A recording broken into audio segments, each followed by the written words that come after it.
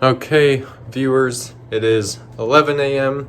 You didn't see much of me this morning because I was just doing computer work and looking into and managing the videos regarding James Houlihan's interview on Project 402 yesterday evening.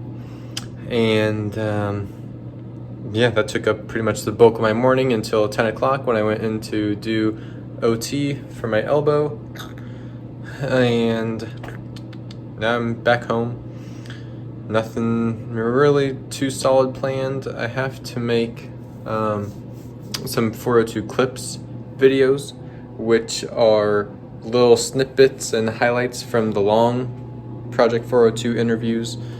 I have to make those for I think 3 videos. I'm behind. I've been terrible at keeping up on those.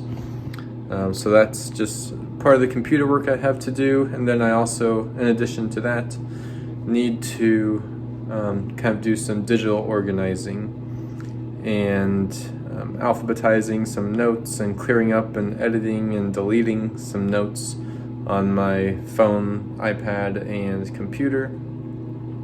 But that's going to take up the majority of my day up until about 4 o'clock when I have an appointment with the lady that I talked about a couple episodes ago, who had cold reached out to me on LinkedIn. Her and I had went to college together, and she now needs health insurance. So she reached out to me to get set up. I have her scheduled for late this afternoon. I kept trying to think about how she would know I can help out. I think it's just from social media. So keep posting on social media, keep grinding on that. You know, Daily V, gosh. In many episodes of Daily V, Gary V says to post 20 pieces of content every day. I'm not that good. Try to do about 1 every other day, at least once a week. I need to be better at that too. But yeah, so she found me, and now I'm going to be helping her out. I will keep you guys updated along the way, but that's just a quick summary of my day. Oh, right now, since I just got home from OT, I'm going to work out a little bit. So, gotta get the grind on. David Goggins says, stay hard. I'm trying, man. I'm trying.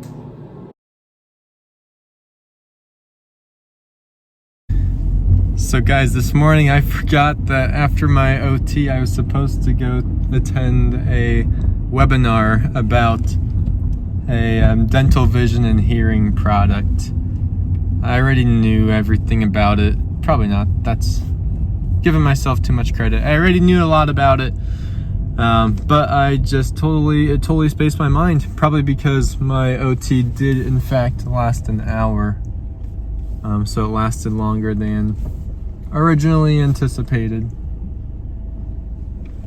Sorry, I'm parking. But yeah, whatever. I also did not get to start doing my 402 clips because I got sucked into email and following up with a company in regards to a group quote that they need. So that was 2 companies actually. So I'm trying to get one scheduled, and I did get one scheduled. I'm trying to obtain more quotes for that second one for a group plan. But yeah, so you got half and half.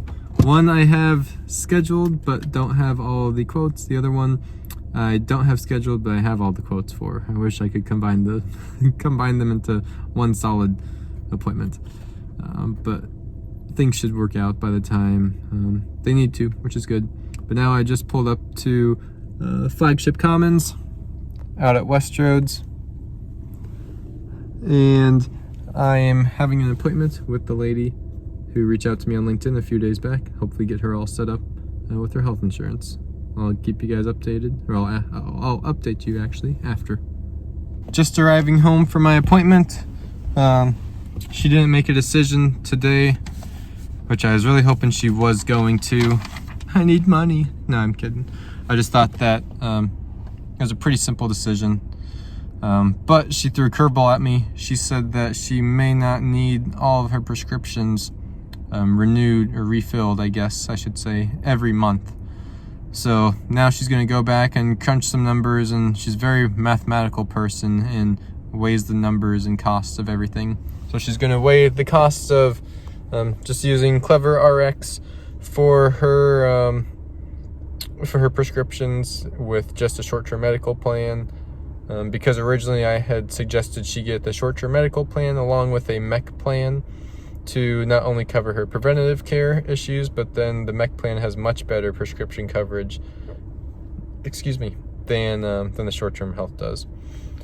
But the mech plans, geez, stroked out there. Mech plans are much more expensive. So we'll see what she does when she responds to me. But now I'm coming home. Well, I am home, just got home. I'm gonna eat some dinner and hopefully crank out a couple 402 clips before I go to the Young Republicans. It is 7:21 p.m. Just got home from the Young Republican meeting. The guest speaker tonight was Mayor Jean Stothert, which is always great to hear her speak. Yeah, she spoke on the bond issue, raising $20 million, I believe it was. I'll post pictures of the brochure that she left after this video. But $20 million bond issue is very needed for our streets to get ahead of the problem and to repave them instead of just fixing potholes. So that's going to be on the ballot this coming May. Look for that and vote for that, because without it, we're just going to keep wasting tax dollars every single year filling in potholes, and no one wants that. Go over every detail, obviously, but as I'm talking, I'll kind of leave this on the screen and you can pause it if you need to look at anything more in depth. But essentially, at the Young Republican meeting tonight, the mayor, Jean Stothert, who's amazing, she was talking about, again, the bond proposal that will be on the ballot in May. And the bond is technically, what is it? Sorry, I'll flip right back. It is a transportation bond. Oops, that's too far. So the money raised can only be used for transportation and for the roads. Essentially, as you can see, we're at a $34 million shortfall in the amount of funds that we need to be able to resurface every street every 20 years, as it says actually right up there.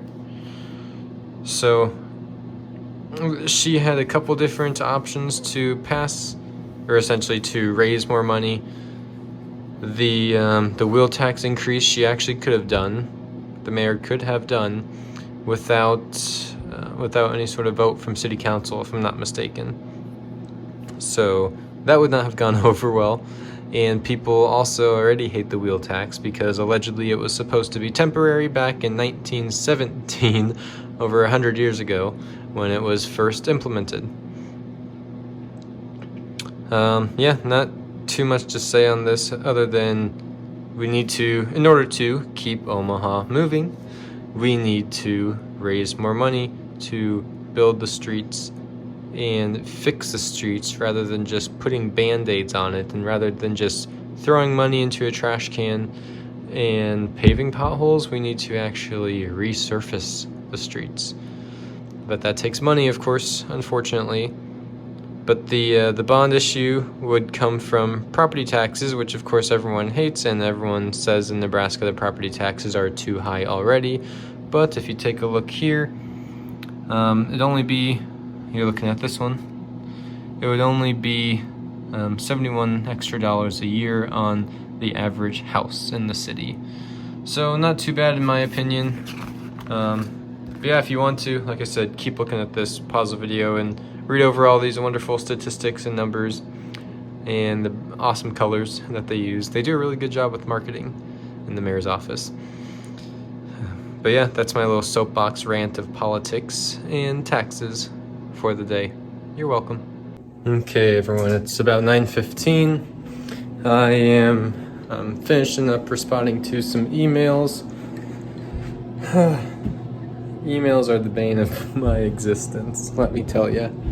I really need to go back to batching them, knocking a lot out at once. But I'm gonna shower. I'm gonna shower here in a minute and then head to bed because I need to make it to 1 million cups tomorrow morning. The presenter is someone that is really intriguing to me. They help teenagers with starting up businesses, provide seed money, feedback obviously, and just a lot of resources. And that is a passion of mine, and I would really like to somehow get involved with helping young entrepreneurs even more so than I already am with helping out Acton Academy. But yeah, I'll update you guys in a second. It's 11:15 p.m. and I am editing videos. While I was editing the video, I mentioned the coronavirus in yesterday's video, and I wanted to bring it up again today. Something that I have on Thursday, so not tomorrow, but Thursday, got moved. The location got moved because the facility that the networking event was originally going to occur at said that they are not accepting any guests or visitors, and they just said, we're not going to do your networking event because of the coronavirus. So I thought that was funny, but it did get rescheduled to a different location, same place, which is good. Okay, everyone's just before midnight. I wanted to share with you some Facebook and LinkedIn, I think, just some social media posts that I had procured. I'm trying to boost my vocabulary, that I had generated on Facebook and LinkedIn, and I posted in a couple groups on Facebook and shared to a couple pages, etc. So that got some pretty good feedback and traction and engagement. But I am heading to bed, and that is a wrap for today. I'll see you all bright and early tomorrow for 1 million cups.